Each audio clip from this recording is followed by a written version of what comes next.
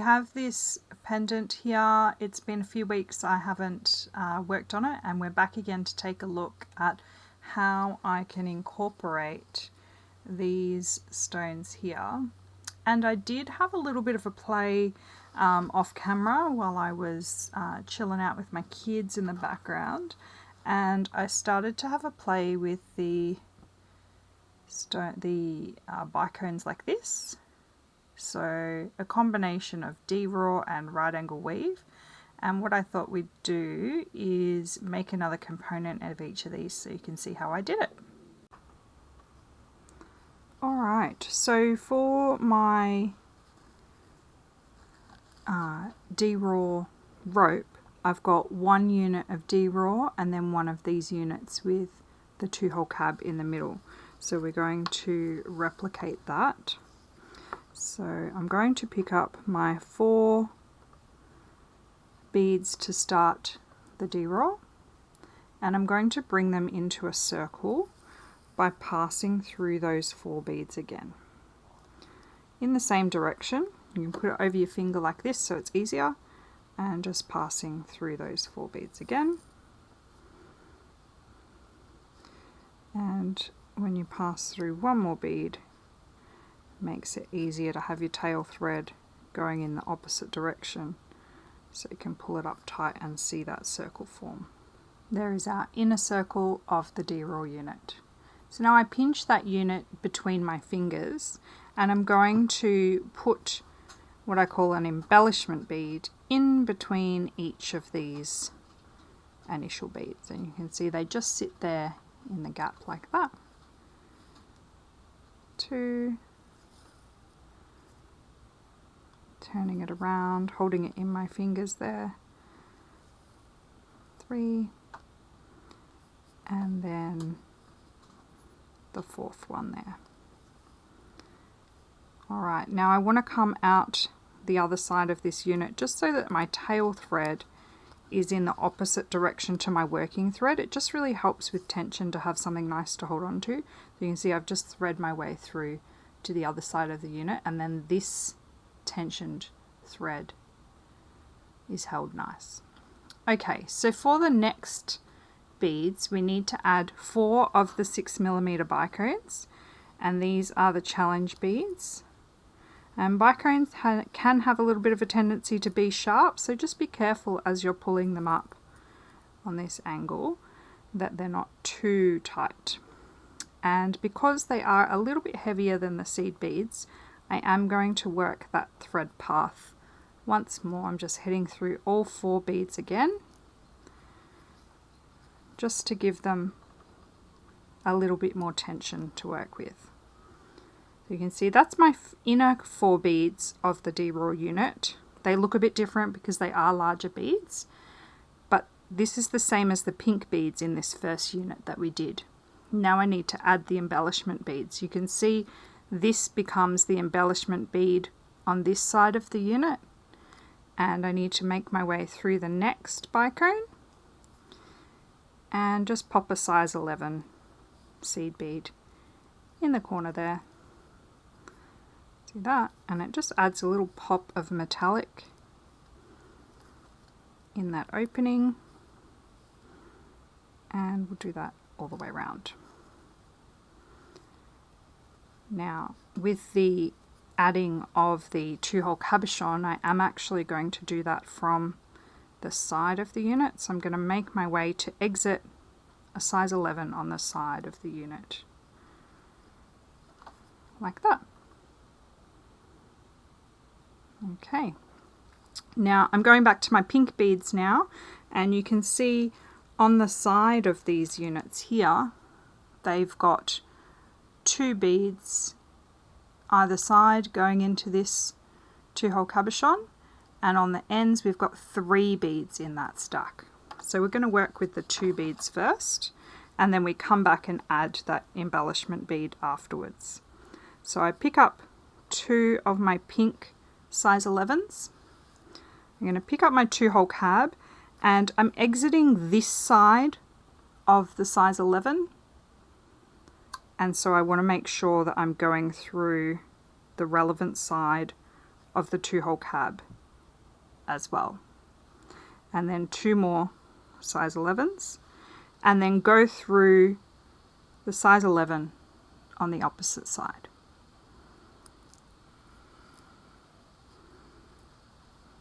And pull that up. It sits a bit wobbly at the moment. Sits a bit like this.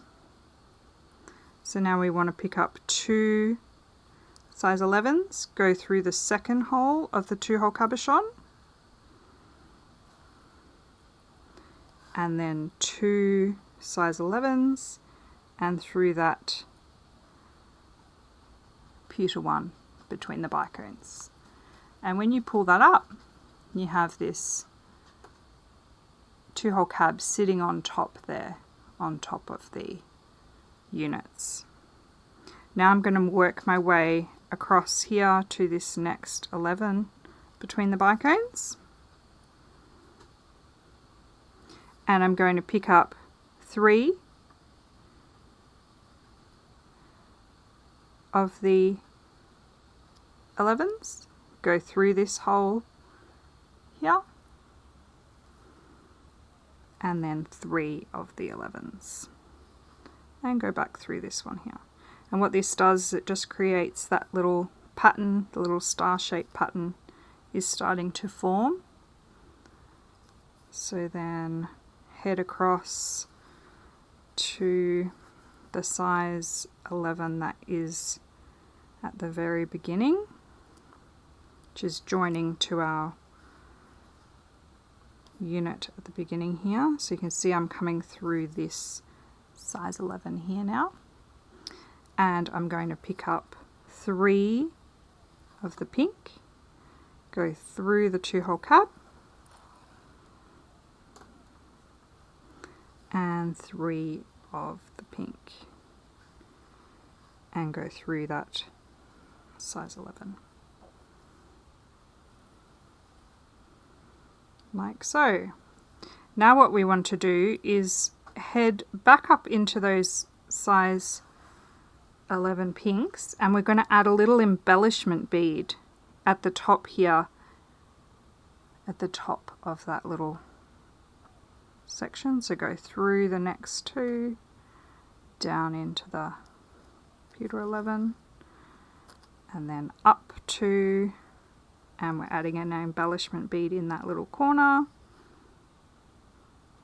and back down.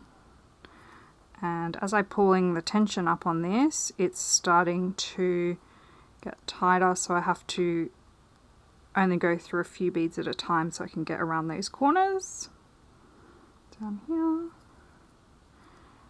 and then through that one, and back up again.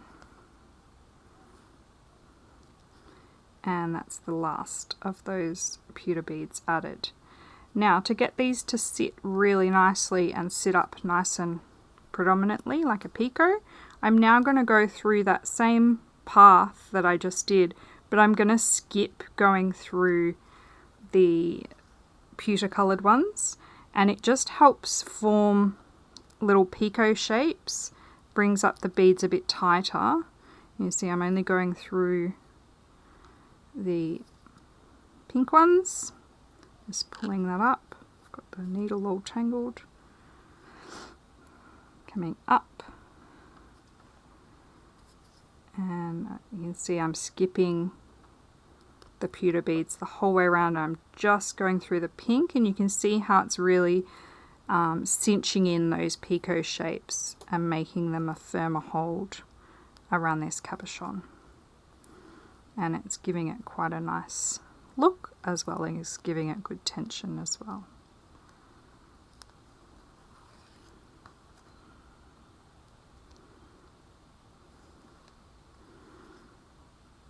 Okay,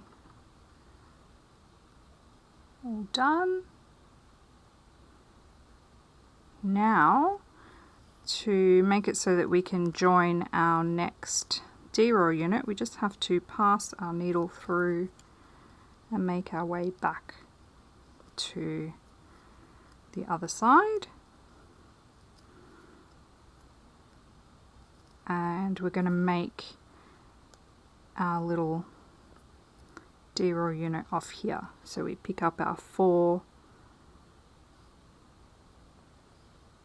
pink 11s, head back through the other side of that one, and then we add in our embellishment beads.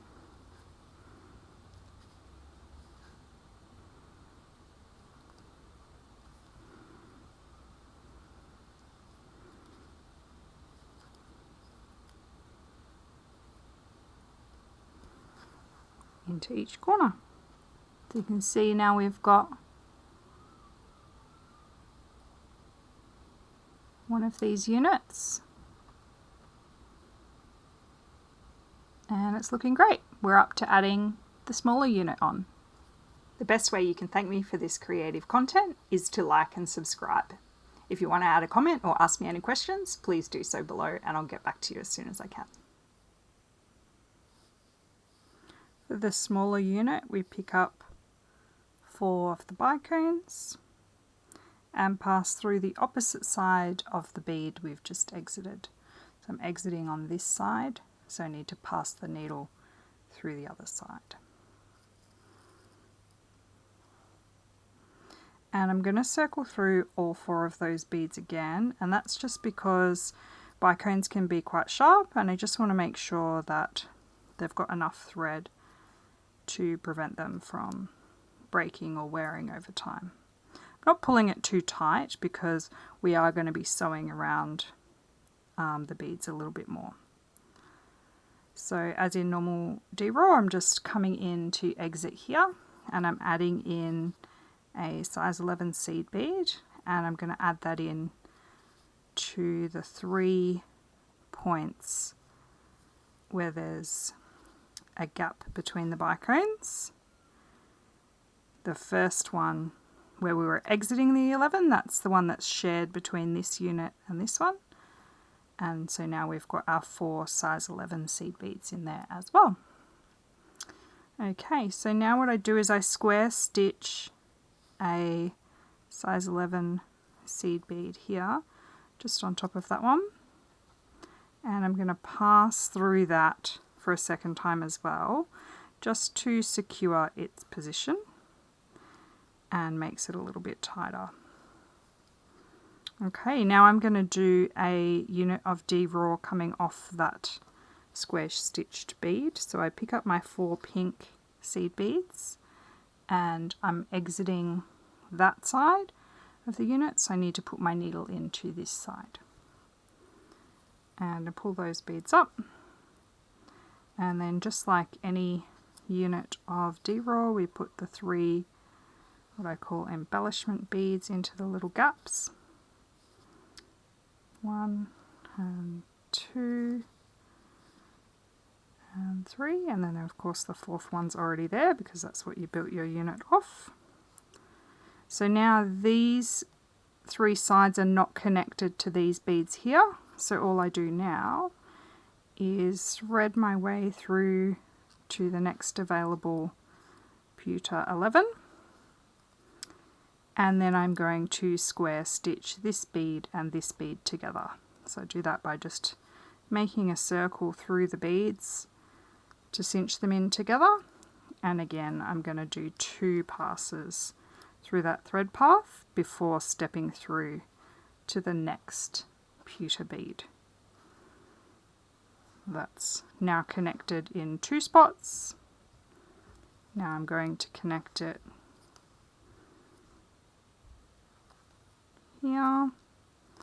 Again, I've gone through twice, then I step through to this one and go through this twice. I'm not going to go the full length twice on that one because I'm just going to step up. I think that's enough of an attachment. And then you can see now we've got our unit of D-roll, then our little square stitched 11, and then another unit of D-roll in the center of those bicones. So I worked out for my length, I need 10 of these units here with the smaller bicones. I've got 3 of the bigger ones with the cabochons, and then I need 10 of these smaller ones in a row to be long enough to fit at the back of my neck, ready for the clasp. I did pull out some other clasps as well, sort of just to have a look. I mean, that might be nice. It goes with the pewter. It's okay. It's probably a bit bright in silver. And then there's this one. It's quite nice. That goes okay too. And then I did have this one here, which I did think would be, you could hide the little hole for this clasp behind one of the units of D-raw, or even sandwich it between two little units of D-raw. And it's quite a fine clasp, but it's still that diamond shape. So that could be an option. And then the last option, which I think is probably what I'm going to do, I really should just make a clasp to match. I think it's going to be the best option. Anyway, I'll keep trucking along with making more units of these so that this rope is long enough for it to hang from. And then we'll come back and talk about clasps later. Okay, so off camera I have been pottering away and finishing off this rope, which I think has come up really lovely. I'm very happy with how that's come. This is the clasp I ended up going with, and even though it is a commercial clasp, I think it works quite well with this design. The colour of the clasp actually ties in with the colour of this central component. It's the same sort of pewtery metal colour, so I think that works quite well, and I think it's quite subtle against everything else and comfortable to wear. This is also a box clasp like one I showed you earlier, and it has a little tab that you hook through the end here like this, and then you push the little spring-loaded tab inside to lock it into position. So it's quite secure. The only way you open it is press down on that tab. And I faffed around for ages considering what clasp I would use, and I even brought out some of my vintage hooks and eyes and thought about doing a bead embroidered one of these components and having hooks and eyes behind it to connect onto here. And then I decided it was going to be too bulky for this rope to have something here bead embroidered. I thought it didn't balance well with the rest of the design. So I decided to go with the commercial clasp after all, even though I talked about for a while that I was going to make something. The last step I need to do is connect these ropes onto here, and I'm thinking of doing it in such a way that the edges here is going to connect to these side of the D-raw so that it points the rope in the right direction for wearing. So I think if I go through these 3 beads here and in and out of these beads here, and I'm going to need to do it a few times without filling it up too much, filling up the beads too much, hopefully, so that it's nice and secure, but so that it sits. I don't want to fill those beads up too much with thread, but I want to have it nice and strong and secure so that it sits like that. I think that's going to be a nice connection. This is one of the hardest parts when you make a finished piece like this and then you need to try and work out how to connect it, but I think that's going to be a nice way for that to work. So another thing I've been doing regularly when I've been working on this piece is trying it on. So testing how it feels on the neck, how does it sit. I was worried about the bicones feeling sharp on the neck, but they actually feel okay. They don't rub on the neck or feel uncomfortable. And then I've been, testing the height of this and making sure that the length for what I'm making, oh, I'm going to lose it. The length for what I'm making is going to work nicely for the length that I want to wear it. So I think that's going to sit quite nicely on my neck. It also sits quite nicely on my mannequin. So I can have it displayed nicely for photos. And the other things to think about when you're in the final stages of your bead challenge is also your connections and your finishing techniques. Make sure that you've got no loose threads, that the time you've spent connecting your clasp and your findings is all to a high standard, and you don't have anything that's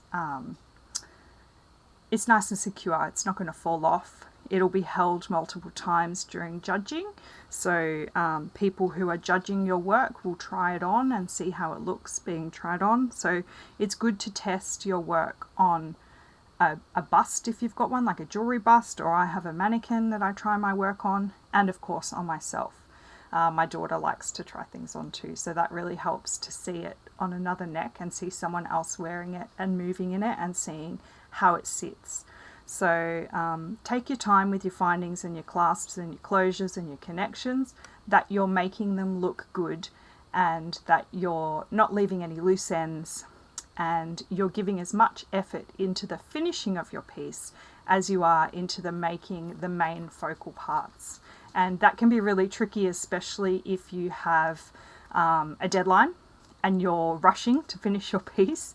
But if you can allow enough time for your finishing off pieces and putting it all together, it can really help with the finishing of your work. And when it's being judged, obviously you might be in a better position to win a prize.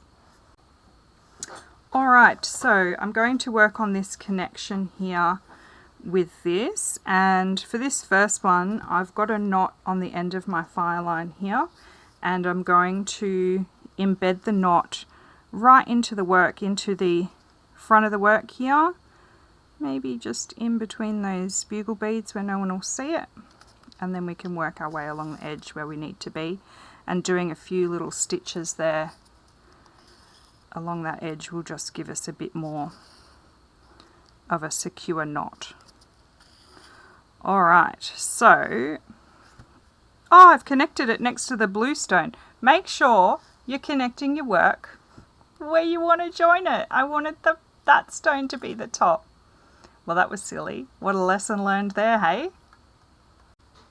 Okay, this is take 2. This is the stone we want to be joining now, so this is where I want to bring my thread through, and I'm just going to use those beads on the edge there to bring my needle up where I want it to be. I think I actually want it to be coming out near that next one. I just took a little stitch underneath the backing there to get to where I wanted to be, and all those little stitches will help to hold that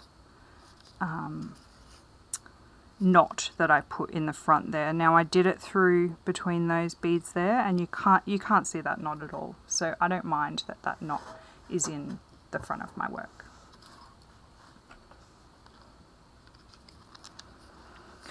Okay, so this is where I've got to think about where my thread paths are going to go, and I think I need to go into this bead here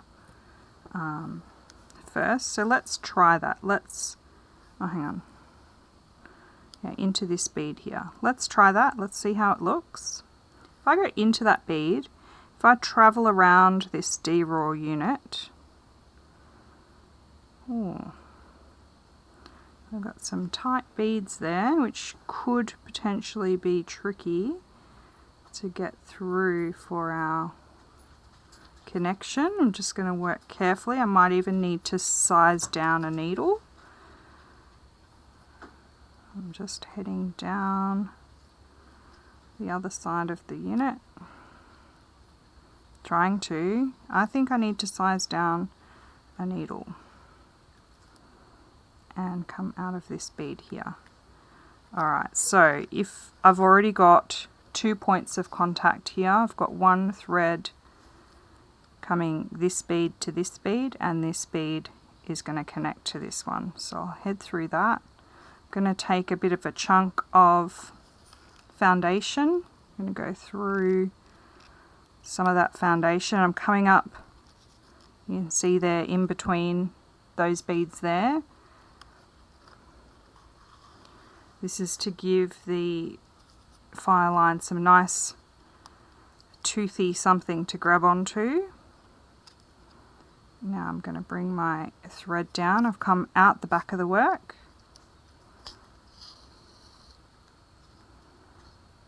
Now we need to work on hiding that thread, so I'm going to come into the foundation and back up, exiting a bead on the edge there. Can you see where that is? Let's hope I don't go off camera doing this. Try my best. Now I'm going to go through that pink bead in the middle of the D-roll unit and back down that bead I just exited.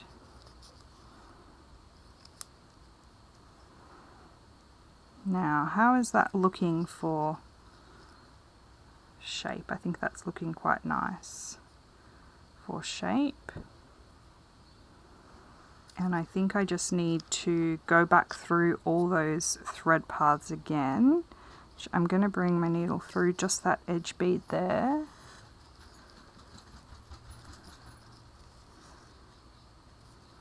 And I'm going to switch to a smaller needle. So that was a straw 11 that I was using. Let's find a smaller needle and I'll come back. Alright, I've just pulled out a tulip beading needle, size 12. The higher the number with a needle, the smaller it is. So up from this I could go to a 13, which is smaller again. And then there's a size 15 that I've got as well, which is really good for things like Charlottes and that, but they are super hard to thread because the needle's skinnier. Obviously it's much harder to thread them. Alright, well that passed through the beads much easier that time. Let's see. The thing I find with a longer needle harder is I like using a thimble, so I find I bend these longer needles way quicker than I would like. A bent beading needle though is a sign of a needle well used. Alright, and I'm just heading down here. I think too, because I've used FireLine in these units, there's no give. If I had have used thread, I would have had a little bit more give. They're very tightly locked in together, the beads, and the FireLine offers no opportunity for movement there. Alright, I'm just trying to take a similar path to before and bring this needle up the edge. I'm having a hard time angling it because it's longer. I'm sort of fumbling a bit. It's hitting that cup chain. There we go, we've got it through now. Alright, so I've got 2 thread paths on there. It's starting to feel really secure, which is nice. And I'll come back down to the back side, keeping in mind I'm heading through all of those layers.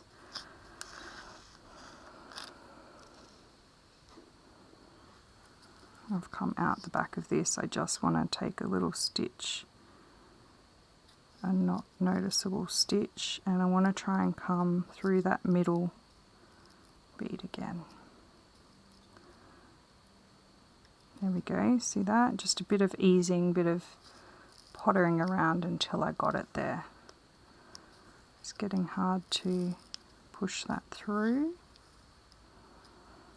And then I think we are done. I don't think we're going to get many more thread passes than this one, so I'm just going to go through that one bead again. Back down here. And you can see I'm taking tiny stitches in that backing, but they're not seen, so it's okay. Alright, I've brought my needle up here. And I'm going to come out of one of these beads on the edge here and do some knots. And when I do a little knot here, I'm going to pull it down into the bead. Do a little knot on that bridge between the beads and pull it down into it. I'll go down into this one.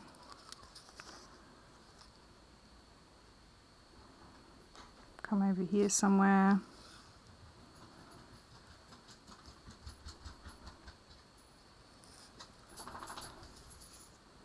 Do another little knot here. These are just securing knots so that if anything goes wrong it can't come undone. And then I'm just going to make my way over to the positioning for the next connection. I'm just trying to I'll go through just that bead. I was going to try and go through some foundation to have a bit of an anchor point, but it didn't want me to. Alright, so if I exit this bead here, that's going to be my next connection point for this other side. Oh, and it's already got a thread on it. So I didn't even need this thread. Alright, let's come out of that spot that I've just come through to. I'm just going to work out what thread here. Is it this one? Which thread is the one that I just used? I'm grabbing a pin here.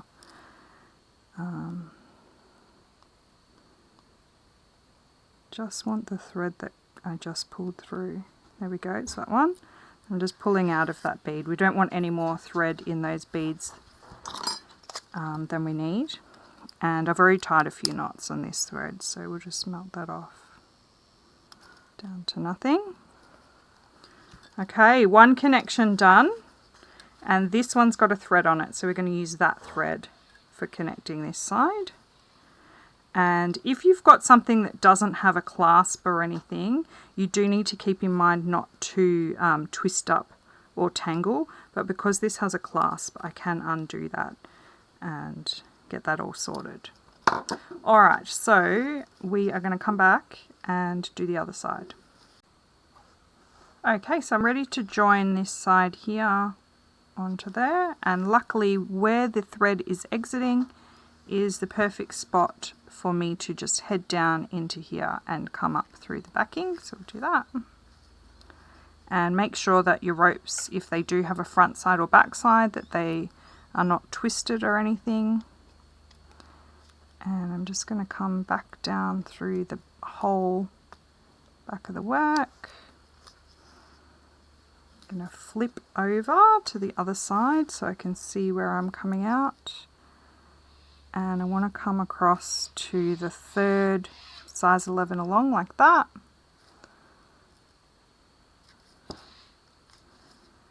And if I only had the one connection point, you can see that these would twist, so I definitely need more than one connection point to stop the ropes twisting at the front there. Alright, now to secure this nice and strong, I am going to come up through the whole unit of D-raw.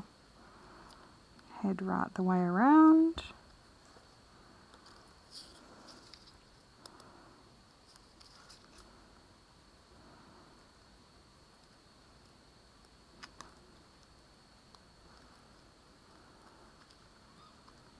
Fumbling a bit, can be tricky doing these joins. Pulling that up tight so that I can connect here. Alright. And you'll notice I came in a fair way along from the edge there. I just wanted to be able to go through a bit of the foundation so that these connection points have more than just the beads holding it. They've got a bit of foundation and substance to hold that join together. If you just had this going through the beads themselves only, I think it would pull, it'd be too much pressure on them. And the weight of the pendant would be a little bit too much, I think. Now I'm just coming up around those units again.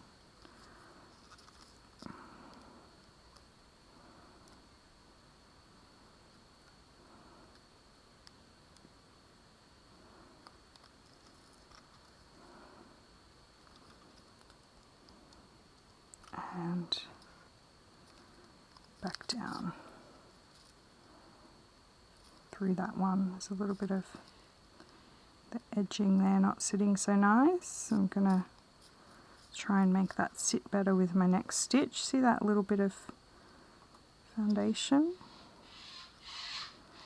Try and come up here.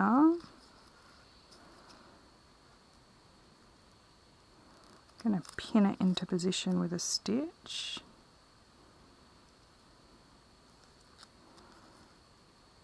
There we go. Now we've got 2 full laps of that. I think that's going to be enough.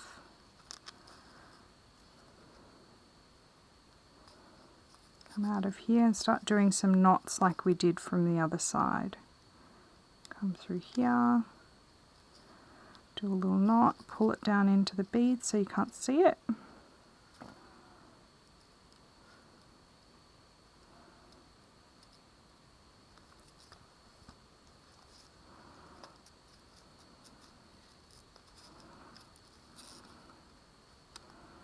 Quite tight there now because it does have a knot in it, that bead. That one's got a knot too. I'm just going to avoid it. I think we just head back down over here somewhere.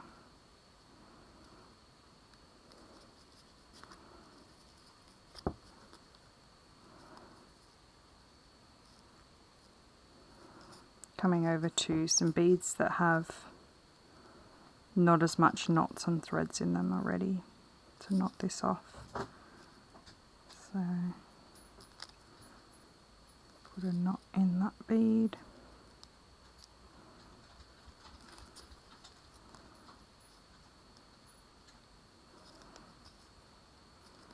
Put a knot in this one, and then I think we're ready to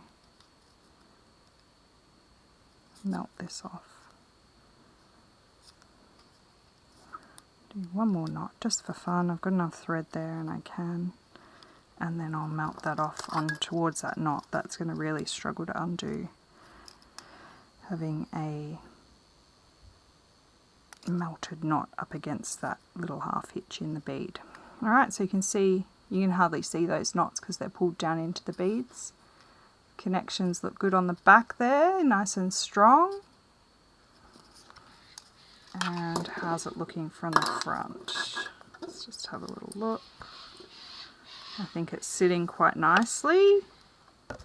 If I'm holding it by the ropes themselves, I think it's got enough movement, but it sits quite nicely. Let's go to the other camera and see it on. So let's pop this on and have a look at how it sits. To put it on, I need to guide that hook through this loop. So it's not going to be the easiest clasp to put on, I don't think. Okay. And I've got it through the loop. Now I've got to push it into the little ball. There we go. And she's on. So obviously not with this top, but with maybe a V-neck top of some sort would be really nice. But it sits well for my neck. Let's see what it looks like on a mannequin. We'll go and get a mannequin. Can she get it off? I've released the clasp. Yes, I can get it off, so it is functional the way it should be. And I think it sits really beautifully. Okay, let's try it on a mannequin. I'll go and get one of my mannequins. Alright, so I've brought in, this is Trudy 2.0, my black mannequin. And we'll put this on her and see how it's looking. Do up the clasp at the back. It's probably even a little bit, I was going to say it's a bit long for her, but I think it works quite well, sitting nicely. I'll put some photographs in the video here so you can see it close up. I'm super happy with how this has turned out. So these are all the items that I did use in the final design for this bead challenge, and I just wanted to quickly go through what we used. So in here we had some 2-hole cabochons, which are here, and then also inside these D-raw units. So that worked out quite well. We used some of these bugle beads and they are just inside here. Adds quite a nice sparkle. We've got 2 sizes of the bicones in the sapphire colour, so the 4mm from my stash and the 6mm. I had to buy some more of those from Cranberry. And then we used one of these stones here to make up, so I had the extra stone for the 4 quadrants. And we used 2 different colours of cup chain. You can see one's framing the bezel and one's on the outside of the bugle beads. And then we had these delicas, which I used inside these little bezels, which match really beautifully with these size 11 seed beads, which were the bezel itself. And you can see how the matte colour of that really shines against the shiny of everything else. It just really frames it beautifully. And then we also used the Duracoat Magenta in size 15 and size 11, and the Duracoat Pewter as well. So I've got all those beads used. Now, what did we not use? I didn't use these lighter bicones. They're more like a light sapphire colour. I didn't use any of these fuchsia bicones that I had.